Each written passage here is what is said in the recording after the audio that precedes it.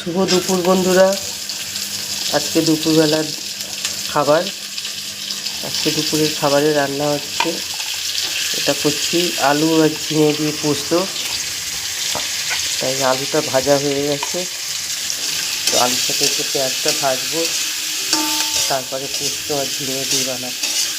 আলু ঝিঙে পোস্ত হয়েছে, গরম গরম ভাত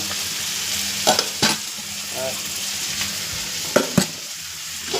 মুসুর ডাল আজকে দুপুরবেলার খাবার। সাথে থাকবে পাঁপড় ভাজা, ডিমের অমলেট বা কিছু, আর একটু ডিমের ভুজুরিও বানানো হয়েছে, ডিম ভাজা। এরপরে আর কিছু হবে কিনা জানি না, পাঁপড় তো থাকবেই।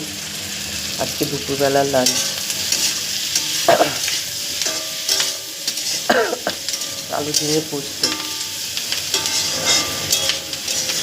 আলুটা ভাজার পরে পেঁয়াজটা একটু রাখবো, তার আগেই মশলা দিয়ে দিয়েছি, তুলে দিয়ে